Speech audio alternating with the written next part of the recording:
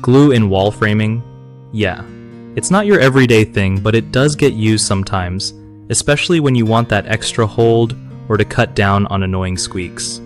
So, most carpenters don't slap glue all over walls because nails and screws do the heavy lifting, but when it comes to those plates at the bottom or top of walls, you might see some adhesive action. It's kinda like a backup, helping keep things tight and quiet without relying only on fasteners. For floors, especially subflooring, glue can be a game changer. It sticks the plywood to the joists and kills those creaky sounds. Just remember, glue won't replace nails or screws.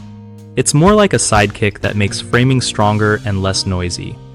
If you're building or fixing walls and floors, think of glue as a little insurance for durability and peace.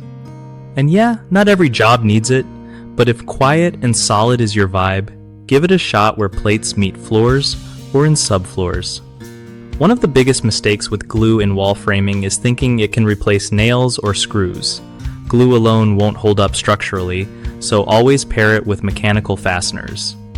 Another issue is overusing glue in places where it doesn't add much benefit, which just wastes money and makes cleanup harder.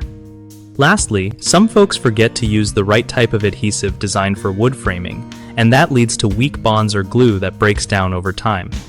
Always pick a high-quality wood construction adhesive for best results. BigHomeProjects.com is super handy for homeowners wanting to find trustworthy local contractors who know their stuff about framing and more.